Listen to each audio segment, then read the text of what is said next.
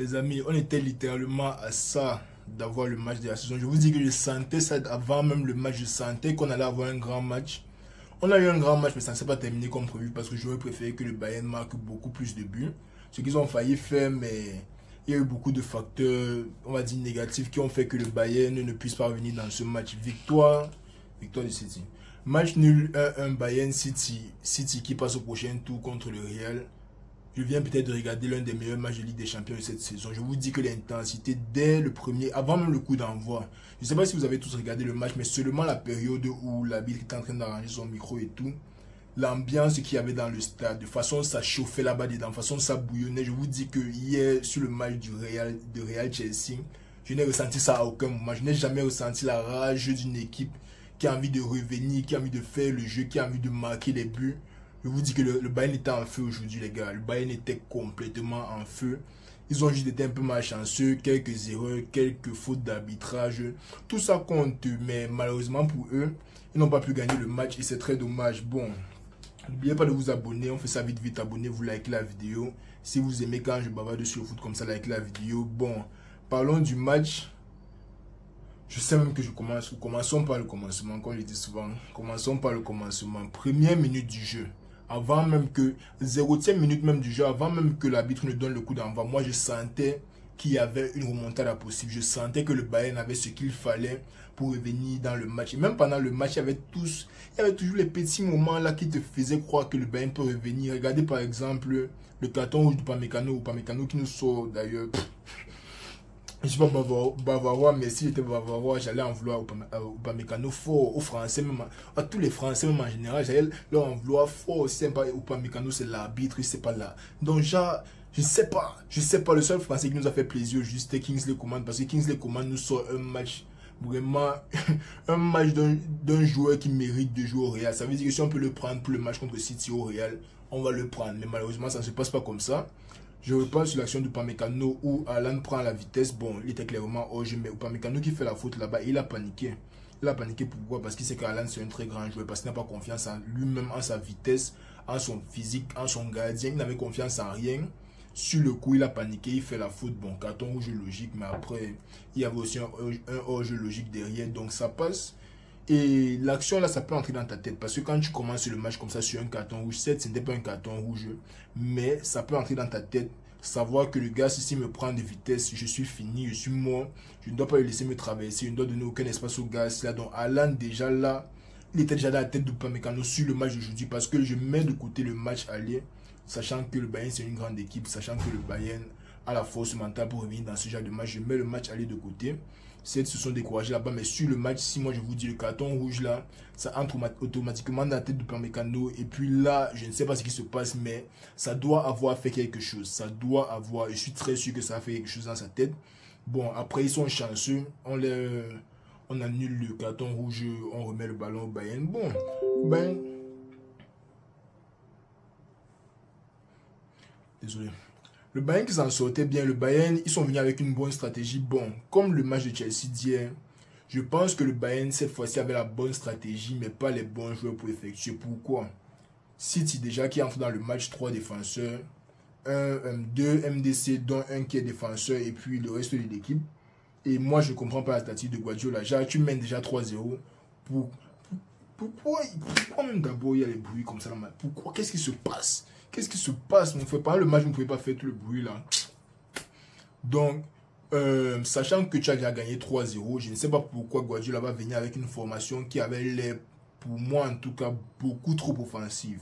3 défenseurs centraux, un central à MDC avec Rodri et puis les Gundogan, Bernardo Silva, De Bruyne, tout ça j'étais devant. Bon, Guardiola c'est un gars que moi je n'ai jamais compris. Genre, toutes les années que moi j'ai regardé le foot, s'il y a un gars que moi je ne comprends toujours pas jusqu'à aujourd'hui, que je ne peux pas prédire ses changements, ses tactiques ou quoi que ce soit, c'est Guardiola. Parce que le gars là, on va se mentir, c'est le meilleur coach actuel au monde. Bon, après Ancelotti, c'est le meilleur coach actuel au monde. Nous sommes une formation comme ça, sachant que côté Bayern, il y a Koeman et Sané des deux côtés. Ça c'est un truc de fou. Et lui-même il a vu que c'était l'undem parce que sur la première mi-temps, il y a au moins 6 accélérations que Coman a pris le ballon, il a percé la défense de City. Encore sachant que les gars jouaient très haut, ils mettaient la pression très haut et tout, ils laissaient les espaces derrière eux. Et là, c'est là que moi je trouve le problème dans la formation. Regarde, je suis Tuchel. Je sais qu'arriver dans le match là, certes, on va essayer de marquer, mais City c'est une grande équipe. Quand on aura le ballon en défense, ils vont venir nous mettre de la pression. Quand on va faire revenir le ballon, ils vont monter pour presser et tout. Pourquoi tu mets Choupo-Moting dans la situation? C'est genre, si tu dois exploiter le contre, mets Sadio Mané à 9. Tu sais que tu n'as pas besoin d'un joueur pour fixer les centraux, étant donné que si tu attaques seulement n'importe comment, les joueurs sont partout au stade. Tu sais que tu dois jouer sur la vitesse. Mets Sadio Mané à 9, mets un joueur qui peut tenir avec Kingsley Coman et Sané. Parce que sur le match que moi j'ai vu, sur la première mi-temps en tout cas, ce qui se passait c'est que le Bayern avait les bonnes ouvertures. Ils réussissaient à trouver leurs ailiers dans les bonnes positions. Mais à l'arrivée, il n'y avait pas forcément le soutien de Choupo-Moting qui était bien. Bon, il était placé, mais on sentait qu'il avait un temps de retard sur chaque action. On sentait qu'il était un peu trop lent pour les actions. Bon, après, Choupo-Moting qui fait bien son match. Oh, bah, je ne vais pas dire que Choupo-Moting a fait un mauvais match. Il fait bien son match, mais je pense que sur la tactique d'entrée du match, ça aurait été meilleur peut-être de mettre un joueur beaucoup plus rapide comme Sadio Mané. Bon, après, c'est facile de dire ça quand tu es assis chez toi, tu regardes le match. Facile de dire ça quand le match a commencé, tu vois comment les deux équipes jouent. En fin de compte, moi, je pense que Choupo-Moting c'était un bon choix parce que, comme j'ai dit au match aller, ils ont joué sans buteur et ça faisait que les défenseurs centraux de City étaient un peu trop libres. Genre, ils pouvaient se balader n'importe comment, sachant qu'il n'y a personne pour les punir derrière. Bon, cette fois-ci, ils étaient un peu plus disciplinés. Toujours désordonnés, mais un peu plus disciplinés. Les Bavarois qui ont eu les bons contres, les bonnes attaques, les bonnes percées, bonnes passes en profondeur. Ils ont tout bien fait en première mi-temps, mais le but n'avait juste pas l'air d'entrer. Le but n'avait pas l'air. Et ça me stressait, mais en même temps, ça me faisait être hypé pour la deuxième mi-temps. Parce que certes, ils n'ont pas encore marqué, mais vu comment l'équipe s'y joue, tu sens qu'ils peuvent marquer même 3 buts en 15 minutes. Ça, c'était clair. Genre, vu comment le Bayern joue, n'importe qui a regardé le match ce soir savait que si le Bayern marquait un, ça risquait de commencer une très longue soirée pour City. Bon, dans tout le cafouillage du Bayern là, City qui forcément allait avoir les occasions n'allait pas non plus défendre tout le match. Dans tout le cafouillage du Bayern là, Gundogan, je pense qu'il prend à enrouler. Et c'est là que la première décision arbitrale bizarre vient. Genre, tu es défenseur, tu essaies de bloquer le ballon. Tu mets clairement les mains derrière le dos, tu avances vers le ballon. Et quand tu vois qu'on veut tirer, forcément, tu vas s'agir sur ton visage au cas où. Tu te retournes. Et si en se retournant, son bras sort et tout, il ne regardait même pas le ballon. Déjà, je comprends qu'il a agrandi la surface ou quoi que ce soit, mais un, ce n'est pas une frappe à bout portant. Deux, il avait clairement les mains derrière le dos avant la frappe. Ça veut dire qu'il n'essayait pas d'agrandir sa surface. Genre, il n'essayait vraiment pas d'agrandir sa surface pour bloquer la frappe. Et trois, j'ai oublié le troisième point. Mais tout ça pour dire que le penalty là, d'après moi, ça n'aurait pas dû être un penalty. Bon, maintenant, le penalty arrive. Et là, Upamecano a déjà vendu 2 fois. Comme Macron a du penalty là, le gars n'est plus dans son match. Le gars, il a un peu peur, il panique un peu. Les gars gardent le ballon, donc il n'est pas autant mis en danger, mais tu sens qu'il a un peu peur. Tu sens que, genre, moi, même si je suis dans la situation là, ça m'affecte. Même si c'est Ramos ou qui que ce soit, bon, les Ramos, on n'en parle pas. Mais Upamecano, moi, j'ai senti que ça l'a affecté. Haaland qui prend son penalty, je pense que son pied d'appui était un peu mal placé et puis qu'il voulait tirer à gauche. Mais vu que le gardien partait là-bas, il a essayé de changer d'avis. Bref, il a jeté le ballon. Et quand il jette le ballon, là, moi, ça me ramène encore dans le match que le raté, là, c'était pour une raison. Genre, nous, les fans du Real, on n'arrête jamais de croire. Même quand on supporte notre équipe, moi, je ne supportais pas le Bayern, vraiment. Je supportais plus un combat pour avoir un beau match. Mais après le raté, moi, je me suis dit que ok, ça c'est le match du Bayern. Genre, vu comment le Bayern attaque le match, vu comment le Bayern joue, vu comment le Bayern se comporte dans le match, vu comment les supporters sont derrière leur équipe, n'ont pas de raison de ne pas au moins essayer de combattre dans le match. Genre, ils n'avaient aucune raison, genre vraiment aucune raison de ne pas pouvoir marquer 1 ou 2 buts. C'est que moi je me dis quand on rate le penalty, bon. Après, Sané qui a aussi eu une occasion devant les goals avant la mi-temps. Le match, si tu te dis qu'ils peuvent revenir, tu regardes une action, tu te dis c'est quoi ça? Tu te dis qu'ils peuvent revenir, tu regardes une action, tu te dis c'est... Donc le match, si c'était un truc de fou, je ne supportais personne, mais les émotions étaient de tous les côtés en tant que fan de football. Sané qui rate juste avant la mi-temps, les gars repartent à la mi-temps, et puis bon, tranquille. On sait que, comme je vous ai dit, je savais que le Bayern était capable de marquer même 3 buts en 15 minutes, ça va, on gère. Début de la deuxième mi-temps, City qui met un peu plus le pied sur le ballon. Bon, là, ils mettaient un peu moins la pression parce qu'ils ont senti que, ok, les gars, s'ils nous dominent, ils passent beaucoup sur les côtés. Guardiola qui a décidé de refermer un peu plus sa défense. Bon, c'était pas si fermé que ça, mais tu sentais vraiment qu'ils avaient moins la rage d'attaquer le match comme en première mi-temps. En deuxième mi-temps, ils sont vraiment venus pour rester posés, défendre leur victoire. S'ils peuvent marquer un but, ils marquent vite fait et après, ils se contentent de défendre. Après les choix de Guardiola, moi je vous dis, je ne comprends pas le coach là. Tu ne peux pas jouer avec 4 centraux au stade et mettre Nathan Ake sur Kingsley Coman et qui là.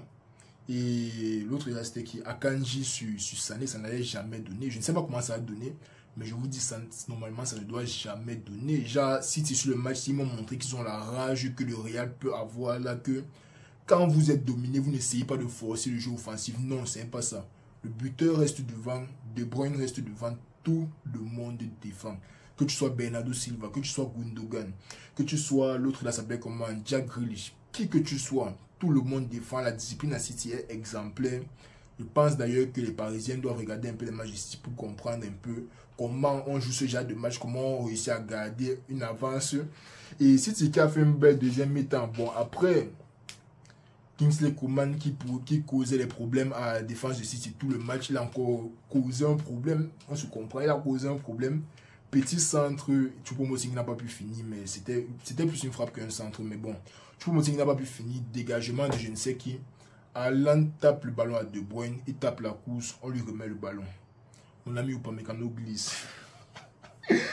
Donc, moi j'ai senti sur l'action là que c'est la peur de te faire dévorer par un joueur que tu sais est meilleur que toi. Genre là-bas c'était même pas, c'était la peur de se faire manger par soit la vitesse, pas la vitesse même, c'est même pas que, pas la vitesse parce que Alan lui tout ce qu'il a c'est la vitesse et sa force de frappe. Techniquement il n'est pas à la hauteur des autres joueurs de City. Tactiquement il a un bon positionnement mais sur l'action là, c'est la peur qui a fait Upamecano glisser. Il a peut-être essayé de ralentir trop vite.